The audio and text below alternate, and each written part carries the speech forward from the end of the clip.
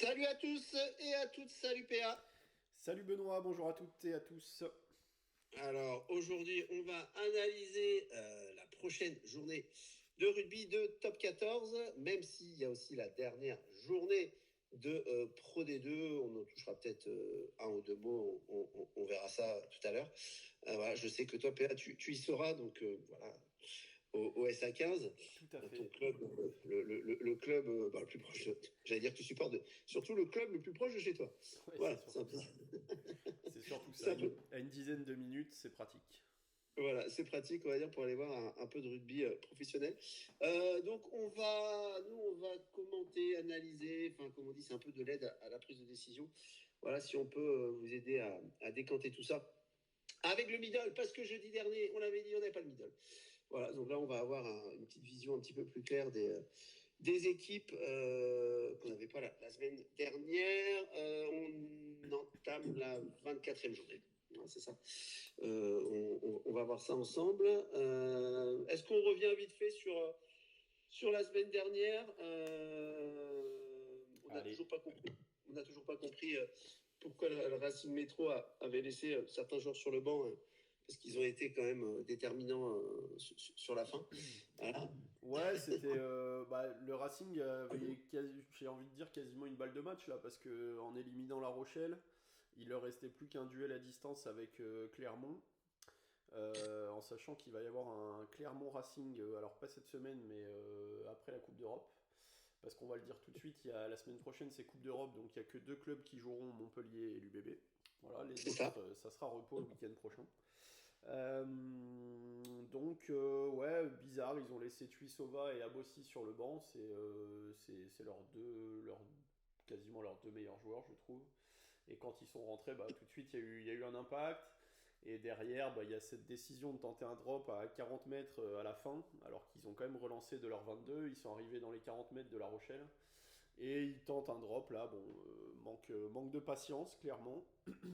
Et donc, bon, bah, ça coûte peut-être la victoire. Voilà, cette fois-ci, la pièce n'est pas tombée du bon côté, comme on a l'habitude de dire. C'est ça. Depuis le début de nos previews, elle était plutôt tombée du bon côté. Notamment avec Bordeaux aussi, hein, où bon, Ouais, on s'est bien tout à fait. régalé, autant au niveau du match qu'au niveau des paris. Ah oui, parce que tu étais en live aussi, tu étais en live et à Ouais, un on moment a fait donné, un ça peu de regardait. live avec Sly, etc., etc. C'était sympa, il y a quelques grosses cotes qui sont tombées, parce que Bordeaux était mené de 19 points à une vingtaine de minutes de la fin, 20-25 minutes, et donc bon, moi j'ai pris Bordeaux à 9, et Sly l'avait pris à 5,80 je crois. Mais Oui, bon, j'ai vu, ouais, c'est ça. quand on voit le banc de l'UBB, le banc de Bayonne, il restait quand même 25 minutes, et on sait qu'au rugby ça peut aller très vite. Alors bon, il y avait peu de chance, hein, mais là je trouvais vraiment qu'il y avait value sur le coup. Donc voilà, on a tenté ça, on a eu de la chance, c'est passé. Mais voilà, à jouer avec modération. Non, mais toujours pareil. En live, surtout, voilà, en live, c'est les émotions qui parlent et le bookmaker le savent bien. Je le sais bien voilà, quand j'assurais des lives aussi à l'époque pour un bookmaker. Voilà, c'est pour ça que je dis que le live, c'est toujours dangereux, surtout quand on est novice et qu'on n'arrive pas à gérer ses émotions. Après, toi, tu y allais parce que tu as prévu en pré-match. Voilà, tu avais surtout vu aussi qu'il y avait du banc à l'UBB. Enfin, on l'a vu après, parce que comme Midal est sorti, voilà. Mais il y avait quand même quelques joueurs sympas sur le banc à Ouais, Bordeaux. bah Jalibert, Bielbiarré, Voilà, ça fait quand même déjà forcément. deux renforts de taille. Bon, après, t'as des joueurs un peu moins importants, mais ils sont tous très importants. Mais des retières, des. Bref, beaucoup de joueurs très intéressants. Ils ont fait la diff à ce moment-là. Donc là, c'est intéressant parce que si tu veux, bah, avec la défaite du Racing contre La Rochelle, ça a un peu relancé le top 6. Voilà, parce que on se rapproche de la fin de championnat et des barrages. Donc il va y avoir des matchs ce week-end importants aussi pour cette lutte. On fera un petit point potentiellement sur le top 6. Mais là, tu veux cette journée, il faut qu'on commence, parce que sinon ça va durer trop longtemps. Tu veux qu'on commence par... alors, ceux qui nous découvrent, PA, il est fan de l'UBB, hein, d'accord. Mais bon, comme on dit, on met on met son cœur de côté quand on parle de l'UBB, même si là, ce week-end, vu contre qui il joue, ça va pas être trop compliqué à analyser. On commence par quoi, Père, le premier match? Alors juste avant de commencer, un petit point Dis-moi. sur le classement britannique, qui est Oui, souvent plus, j'ai envie de dire, fiable, quasiment excepté un peu cette année, étant donné que tout le monde va gagner à Montauban. Bon, il faut réajuster en allant voir qui va jouer à Montauban. Mais alors classement britannique, c'est les victoires extérieures, je précise. ouais, alors le classement britannique, vite fait, victoire à domicile, ça rapporte 0 points, match nul à Ah, domicile, moins 2 points, défaite à domicile, moins 4. Et l'inverse à l'extérieur, si vous gagnez à c'est ça. l'extérieur plus 4, match nul plus 2, défaite 0. Et Voilà. on prend quand même les bonus offensifs et défensifs, peu importe si c'est à domicile à l'extérieur. Bon, Donc, Toulouse est... en période, attends, donc, en période du classement britannique, on ne parle pas bien sûr de la première chip anglaise. C'est juste pour remettre l'église au milieu du village. Parce que sinon, Exactement. c'est des personnes qui auraient peut-être dit attends, on comprend rien. Donc voilà, c'est ce qu'ils viennent de vous dire. Et nous, on regarde ça, Père regarde ça, parce que effectivement, là, par exemple, il y a des équipes qui doivent jouer contre Montauban. Donc potentiellement, on rajoute la victoire bonifiée pour ces équipes-là. Et ça peut modifier le classement. Donc c'est vrai que, voilà, moi j'avoue, hein, pour forcément traîner un peu sur les réseaux sociaux, tout ça, le classement britannique, t'entends pas forcément parler tous les jours de ça. Et je trouve que c'est important. Vas-y, Père, c'est à toi. Très important. Et donc, bon, pour la faire vite fait, donc, bon, le Stade Toulousain est largement en tête avec 34 points. Pau est deuxième avec 25 points. Montpellier 22 points, le Stade Français et l'UBB 20 points et Clermont 18 points. Sixième Clermont, septième le Racing avec 17 points, un tout petit point en moins, et huitième La Rochelle 14 points. Mais La Rochelle va se déplacer à Montauban dans 2 semaines. Donc Voilà. on peut quasiment leur rajouter 4 ou 5 points déjà d'office. Voilà. C'est ça. Et donc il sera à 19 et donc il prendrait la sixième place de Clermont. Voilà pourquoi la cote est à 1,80.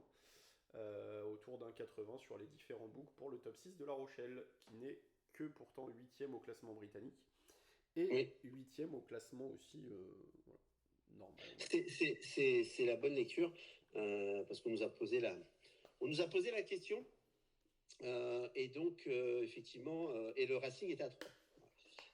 Alors que le Racing, s'ils avaient battu La Rochelle, autant vous dire la cote, elle serait à, je sais pas, un 30, un 40, enfin quelque chose comme ça. Ça a été un peu la surprise parce que le Racing était favori.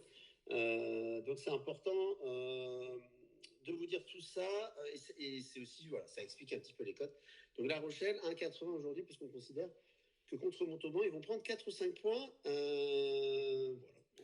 Voilà, en gros, Voilà, ce qu'on peut dire. alors attention quand même, et dans le coup je vais répondre aussi de vive voix à une question qui avait été posée sur le groupe sur le Racing. Est-ce que c'est encore possible qu'ils finissent top 6? Oui. De toute façon, tant que le coup de sifflet final du dernier match n'est pas donné, c'est encore jouable. Comme je l'ai dit, il y a un Clermont Racing le week-end prochain qui va être très important. Et puis Le week-end attention, parce d'après. qu'on en parlera tout à l'heure, mais La Rochelle, ils reçoivent quand même le Stade Toulousain ce week-end. Donc c'est pas exclu non plus qu'ils perdent ce week-end à domicile, ce qui pourrait aussi leur faire un moins 4 points au classement britannique. Et donc là, voilà, ça rabattrait toutes les cartes. Voilà. On est d'accord. C'est pour ça que c'est pas évident de se projeter là-dessus. Allez, on attaque. On attaque, on commence par les Bernais. Ouais, les Allez, Béarnais, la section paloise donc qui reçoit Clermont. Bon, euh, Pau qui enchaîne donc 2 matchs à domicile après sa victoire à Castres le week-end dernier. Enfin, oui, face à Castres. Bon, une victoire qui a mis un peu de temps à se décider, mais plus à cause des imprécisions de Pau que par la défense de fer de Castres, qui a fait un bon match, hein, mais bon, Pau était quand même clairement au-dessus. ils ont Euh, lâché au début de match. On Ouais, en a ils ont parlé. 2-3 pénalités qui sont pas passées, qui étaient plutôt faciles d'ailleurs, qui ont été ratées. Donc bon, comme quoi les pénalités sont pas toujours faciles, même il y en avait une à 25 mètres en face des poteaux qui a été ratée. Donc comme quoi, voilà, tant que le ballon est pas passé entre les perches, il faut toujours se méfier. Tout le monde Euh, n'a pas 90% de réussite comme Ramos, quoi. Exactement, exactement. Et pourtant, le buteur de Pau est un très bon buteur, il avait un très bon Oui, pourcentage, mais voilà, bah, le temps de se régler un peu. ça arrive. Il en a mis 2-3 à côté, ça arrive même au meilleur. Voilà. Alors, ce match, il est important parce que Pau va essayer d'accrocher le top 2. Ils sont un point derrière Montpellier. Et Clermont va essayer de conforter sa place dans le top 6. S'ils vont gagner à Pau, ils vont quand même faire un grand pas en avant. Voilà. Bon, sur le papier, alors, Beka Gorgadze, j'en avais parlé il y a 2 3 semaines, blessé à l'épaule. Il était sorti face au Stade français. Bon, c'est quand même le capitaine, donc bon, c'est un joueur important. Sinon, après, bon, c'est des joueurs, on va dire, de seconde lame qui seront absents. À noter que le capitaine Whitelock, Luke Whitelock, le néo-zélandais, a annoncé qu'il arrêterait sa carrière à la fin de la saison. Il sera capitaine ce week-end face à Clermont. Bon, équipe type côté Clermont, côté Palois, pardon, avec le retour notamment d'Oradou qui était suspendu la semaine dernière. Tous les internationaux seront là. Ils ont vraiment une très belle première ligne et des trois quarts de feu, hein, qui étaient quasiment tous en équipe de France. Arfeuil, Broboiry, Gaëton, Atisogbe. Ouais, j'allais dire, ouais. J'allais Donc dire. bon, voilà. Et Maddox dépareille pas à l'arrière, hein, parce que voilà, c'est non, ils ont vraiment une très belle équipe, très complète. Les Palois. Et bon, moi je les vois bien gagner face à Clermont. Les Clermontois qui vont venir avec une belle équipe aussi, hein, forcément. Notamment leur charnière Jono-Plumeur qui fait un peu la pluie et le beau temps. C'est un peu le métronome, on va dire, de cette équipe de Clermont. Bon, il n'y a pas forcément beaucoup de retours, si ce n'est Régis Montagne qui pourrait faire son retour, mais plutôt sur le banc à Clermont. Donc voilà, équipe type côté Clermontois, ça va encore être une sacrée bataille pour les Palois qui reçoivent 2 fois de suite. On dit toujours que c'est pas évident de gagner 2 fois de suite à domicile. Ben voilà, là ils ont un vrai test face à une équipe de Clermont qui va quand même beaucoup mieux depuis sa victoire au Stade Toulousain et même avant déjà c'était quand même mieux. Avec la défaite du Racing, ils ont un petit joker, Clermont, parce que bon, ils ont 66, Racing 61, Stade Rochelet 58. Voilà, on va dire que s'ils perdent à Pau, c'est pas, ils peuvent encore accrocher le top 6. Oui, oui, oui, oui, oui. Et puis perdre à Pau, il n'y a rien de ridicule de Ouais, perdre c'est à ça. Pau, hein. Je pense que, bon, j'avoue que début de semaine, je pensais qu'ils auraient fait tourner un tout petit peu plus. Parce que, bon, alors le problème, c'est qu'il y a cette fameuse trêve le week-end prochain aussi, hein, donc ils vont pouvoir C'est ça, régénérer les repos. corps. Si ça avait enchaîné, je pense qu'ils auraient fait tourner un peu, parce qu'il y a le prochain match de Clermont, c'est à domicile contre le Racing. Et celui-là, il va vraiment valoir très très cher. Mais bon, ils ont 2 semaines pour régénérer les corps derrière. Donc on met l'équipe type du côté de Pau. Donc ouais, belle bataille, belle bataille. Ils vont à Pau. 1,25 la cote. Ouais, un peu plus même. J'ai vu du 1,27. Ça a monté un tout petit peu, je crois. Clermont, ils finissent en allant donc à Pau ce week-end. Dans 2 semaines, ils reçoivent le Racing et après ils vont à Bordeaux. Donc rien de facile quand même pour les Clermontois. Ils vont avoir une rude bataille jusqu'au bout. Jusqu'au bout. Donc on la met, on faisant le bilan à la fin de l'émission, on verra. Donc 1,27 Pau, potentiellement, on coche, on verra ce qu'on en fait tout à l'heure. Ouais, ouais, ouais. Bordeaux-Perpignan, bon, parle-en vite fait, c'est ton club de cœur, mais la cote est à 0,1. Oui, bah, on va pas en parler 2 heures. Juste côté bordelais, turnover, encore, on laisse des joueurs au repos. Pour la finale. Pour la Ouais. finale. Lamotte, Verne Taillefer, Palu, Tameifuna seront au repos. Mathieu est toujours commotionné, comme Duprez d'ailleurs. Poirot revient après ces 2 semaines de suspension, donc il va être quand même assez frais. Deporter a repris la course cette semaine. Bon, il avait une blessure à l'épaule, hein, enfin il y a même 2 semaines je crois. Il avait une blessure à l'épaule, donc bon, voilà, ça ne l'empêche pas de courir. C'est pas pour autant qu'il va replaquer tout de suite, hein, attention. Et sur les trois quarts, Huberti et Rayassi, qui ont beaucoup joué ces derniers temps, sont laissés au repos, comme Hugo Reus aussi. Mais retour de Martin Pagerello, qu'on n'avait pas vu depuis le mois de janvier, voilà, et qui risque d'être titulaire avec Jalibert face à Perpignan. Voilà. Il met qui Il met LBB derrière. Non, ce sera Buros à l'arrière. Bielbiarré devrait être sur le banc après le middle. Ok. Sur les ailes, on devrait retrouver Retière et Tamboué l'autre côté. Avec une paire de centres Dro, Penaud, Adrien Dro, qui est un jeune du centre de formation, un jeune espoir de l'UBB. Et donc on aurait un banc encore XXL côté UBB. Ça peut être intéressant, hein, comme la semaine dernière pour faire du live. Avec Barlow, Perchaud qui était titulaire contre Bath en quart de finale, en demi-finale. Jacobs, Gazzotti, Lucu, Moefana, Bielbiaré et Falatea. Voilà. Ouais, c'est sûr que à voir à la 60e, qu'est-ce qui se passe, les handicaps et tout, mais ok, ça peut appuyer. Sachant qu'attention, forcément, les gars, ils ont la finale contre Leinster la semaine prochaine, voilà. Ouais. Vaut mieux éviter les petites blessures, tout ça. Ouais, je pense qu'il n'y aura pas de. Enfin, on verra l'évolution du score, mais je suis pas sûr de faire du live sur un match comme ça parce que les mecs, s'ils gagnent facilement, ils vont vouloir se préserver un peu. Oui, c'est ça. Non, mais si c'est serré, par contre, avec l'apport du banc, Voilà, il faut c'est ça. prendre l'effort de aller chercher. Parce que sinon, ça va. S'ils gagnent pas là, ça va anéantir ce qu'ils ont fait le week-end dernier. Ce qui serait complètement con. Allez, ok, ça marche. On vous parle pas de handicap parce qu'on n'aime pas trop les handicaps, c'est toujours compliqué. Voilà, mais à part si un jour il y a une équipe qui envoie les juniors, bon, bien sûr, si on voit l'info, on a l'info. Voilà, mais sinon on évite. Castres, Montpellier. Ouais, match très intéressant ce Castres-Montpellier. Montpellier à 2 à Castres. Castres qui a plus rien à jouer. Montpellier qui va jouer la finale de la Challenge Cup, c'est bien dommage la semaine prochaine. Je pense que sans cet argument-là, j'allais sur Montpellier à 2. Bon, là, comme j'ai peur qu'ils aient un peu la tête à la finale. Mais ils ont le cul entre deux chaises parce que ben, c'est ça. Autant il faut se qualifier pour les phases finales, donc top 6, et après ils ont effectivement ça se. Ouais, alors Montpellier, ils vont se qualifier hein, pour le top 6 parce que bon, là ils sont deuxième. Ils ont 6 points d'avance sur Bordeaux. Mais c'est surtout le top 2 qu'il faut essayer de conserver. Parce qu'il y a Pau qui arrive très très fort derrière. Et d'ailleurs, on va avoir un Montpellier-Pau juste après la finale de la Challenge Cup qui va être aussi très sympa. Mais ouais, sur le papier, si les deux équipes ont le même niveau de motivation, avantage à Montpellier forcément.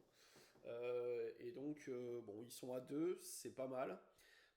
Si l'équipe du middle est confirmée, je suis pas loin d'y aller quand même.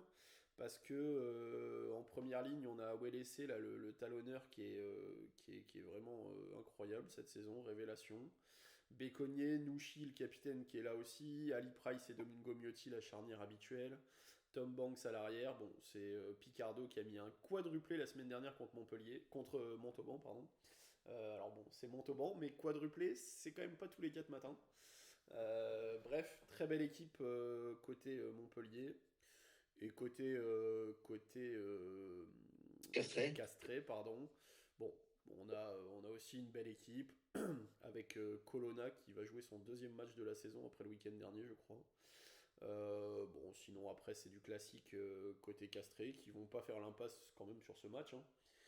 Même s'ils n'ont plus rien à jouer, ils vont tenter de bien finir à domicile comme à peu près toutes les équipes. Donc voilà, on devrait avoir une belle rencontre quand même. Pas beaucoup de blessés des deux côtés. Donc voilà, ça va être sympa. Moi, j'avoue que je suis indécis parce que ça aurait été le dernier match de la saison à Castres. Je t'aurais dit Castres pour. Voilà. Ils auraient mis un point d'honneur, mais bon, il reste encore 2 matchs et ils finiront contre Toulon début juin, mais.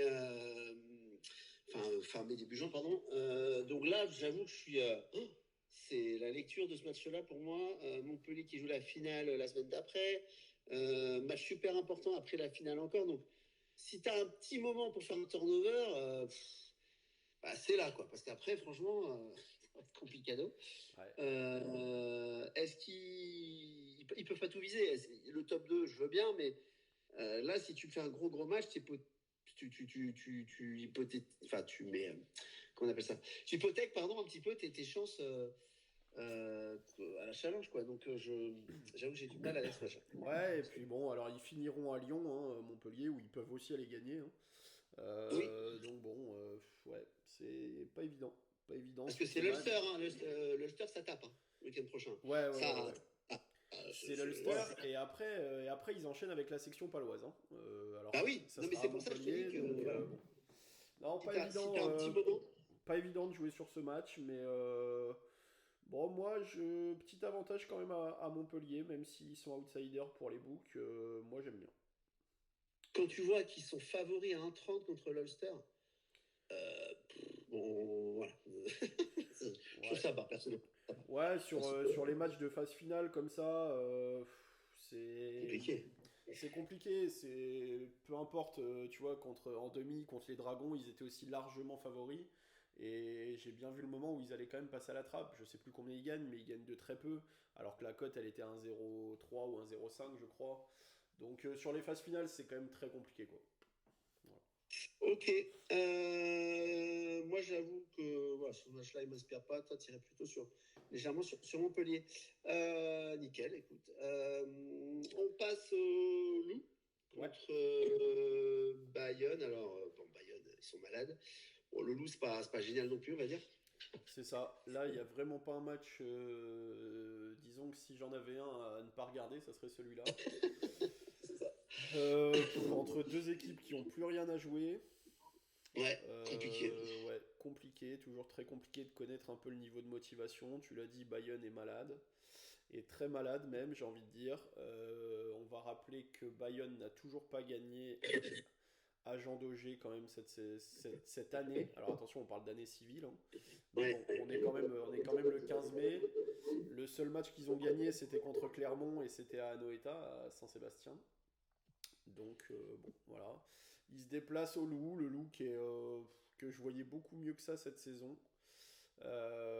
qui va, ouais, qui est pas génial, pas génial, voilà, et qui a joué une grosse partie de la saison, soit sans Baptiste Couillou, le capitaine, qui avait fini meilleur marqueur l'année dernière du Loup quand même, donc grosse perte, même si Vaille Nicolo en a mis quelques-uns cette saison. Soit sans Berdeux, le numéro 10. Donc, bah, ouais, c'est toujours. Quand il te manque un maillon fort comme ça, c'est bon. Il y a Charlie Cassan, le 9 qui supplée Baptiste Couillou, qui sera encore pas là ce week-end. Bon, bah, c'est quand même un ton, voire deux tons en dessous de Couillou. Donc, bon, voilà. Je pense qu'on a déjà assez parlé de ce match. Et ouais c'est dommage, c'est hein, parce que Bayonne, sur le papier, il y a vraiment une très très belle équipe. On l'a vu la semaine dernière, hein, pendant 60 minutes, Bordeaux a pas trop existé, hein.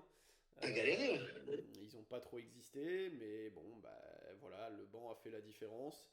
Ils auront un banc un peu plus complet ce week-end, mais parce que le 15 de départ sera un peu moins fort aussi pour moi. Donc, bon, à voir. Donc bon, la cote elle est quoi, un 20. Pour le Loup, on touche pas quoi. Non, non, non, match sans enjeu, attention. Attention, attention. Ok, le match Bayonne d'après, avec un peu d'orgueil peut aussi peut-être aller avoir envie d'aller gagner à Lyon, quoi. c'est vrai. Montauban, Stade Français, on passe. Qu'est-ce que je te dise encore, c'est comme Bah, d'habitude. juste dire que le Stade Français se permet de faire tourner un peu, voilà. On va faire Euh, comme tout le monde, hein, je veux dire. ah non, pas toujours, pas toujours, mais c'est léger en plus, hein, voilà, c'est léger, mais bon, ils font un petit peu tourner quand même, donc voilà, ça sera intéressant. Ça veut dire qu'il y en a qui auront eu 2 semaines de vacances là. Bon, c'est quand même une équipe solide, hein. Il y aura du Dakuvaca, du Carbonel sera là. Ils ont toujours leur pack assez solide, etc., hein, donc voilà, mais bon, c'est l'occasion de laisser quelques joueurs au repos. Match beaucoup plus intéressant. Racing Métro, Toulon. Ouais, alors là, il y en a des choses à dire. Il y en a des choses à dire. Alors, le Racing, bon, on l'a dit, a perdu la semaine dernière contre La Rochelle. On a dit que c'était pas facile de gagner 2 fois de suite à domicile, mais perdre 2 fois de suite à domicile, c'est quand même terrible. Bon, ils ont eu un peu moins de repos dans le coup, hein, vu qu'ils ont joué quand même dimanche C'était soir, quand dimanche soir, hein. et qui vont rejouer donc dès samedi soir, alors que Toulon a joué samedi. Bon, Toulon, ils enchaînent aussi, hein, mine de rien, avec la Coupe d'Europe, leur demi-finale perdue. Bah, eux, ils n'ont pas eu trop de repos, donc il y a beaucoup de casse à Toulon. Voilà. Bon, si on reprend les compos, bon, comme par hasard, Abossi et Tuisova sont de retour dans le 11 du Racing.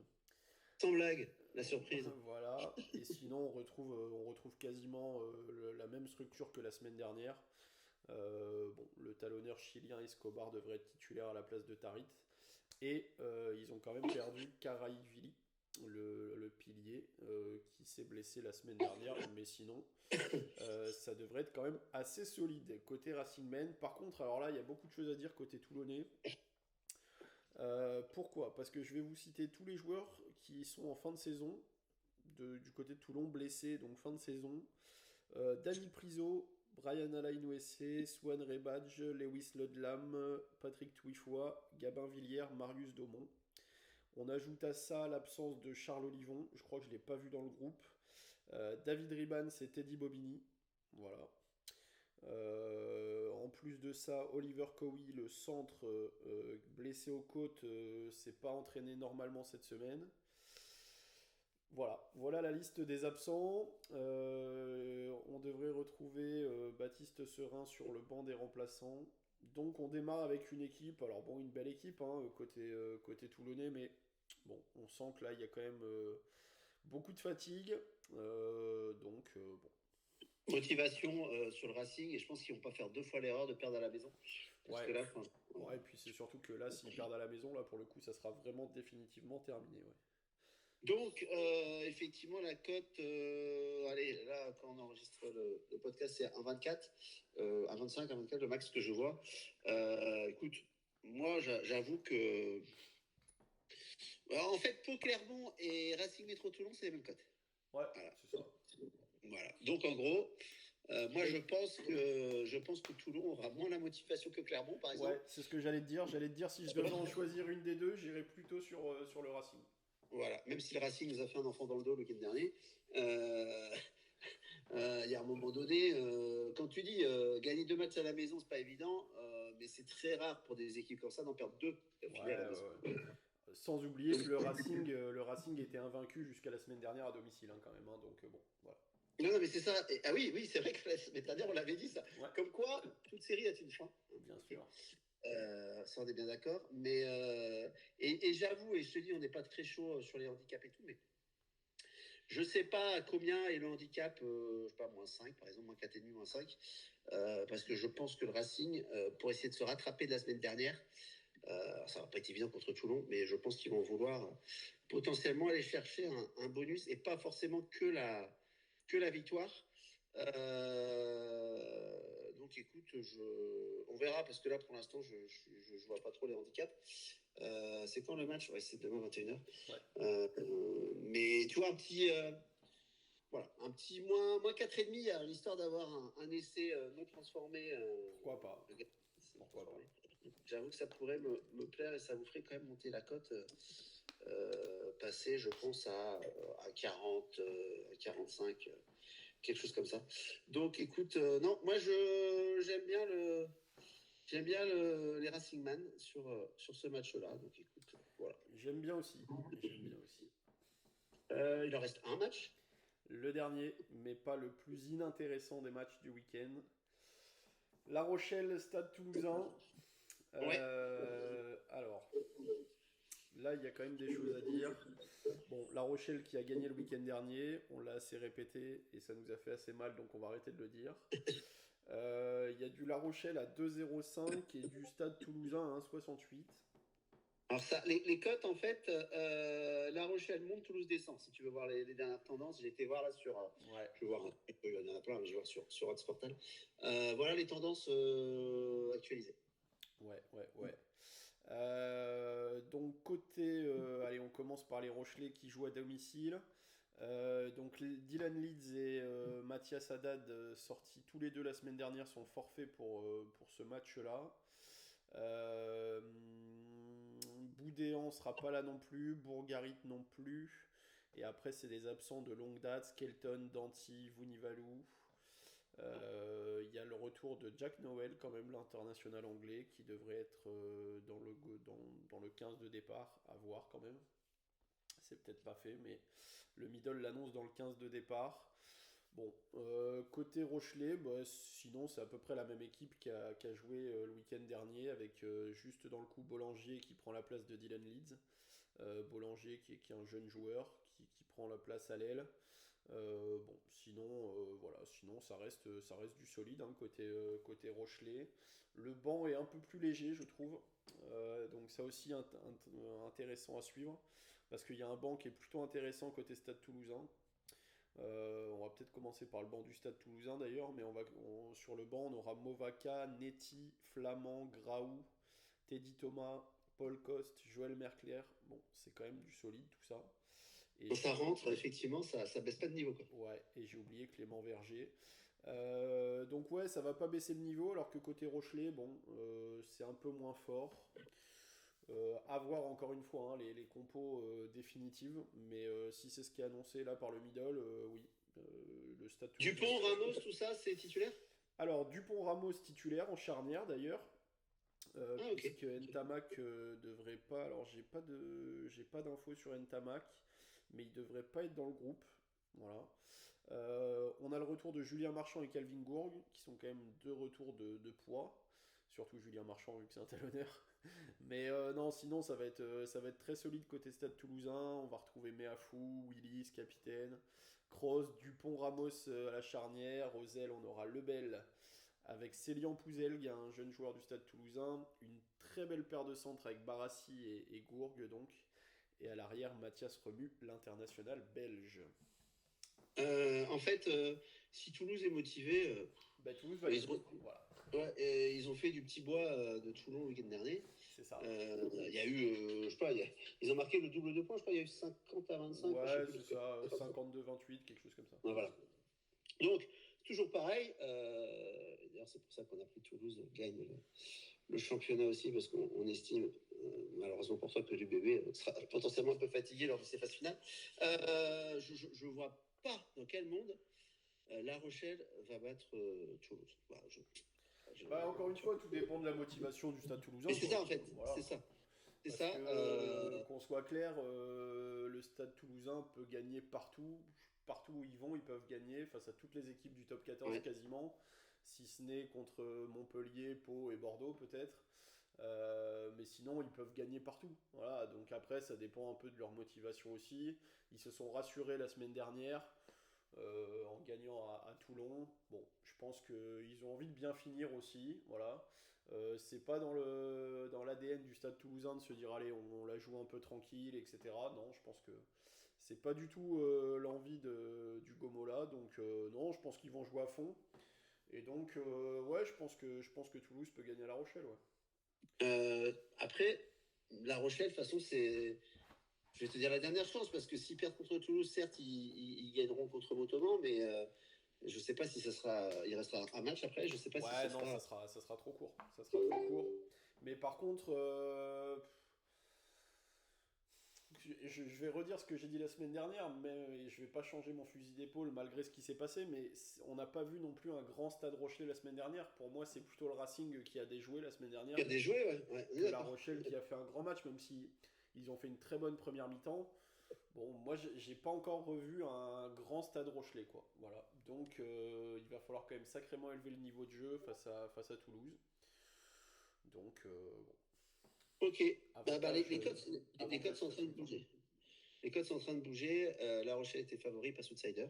Ça se joue pas à grand chose. C'est du 45-55, je pense, quelque chose comme ça. mais on voit que l'argent appuie sur Toulouse. Il y a quand même des blessés à La Rochelle aussi.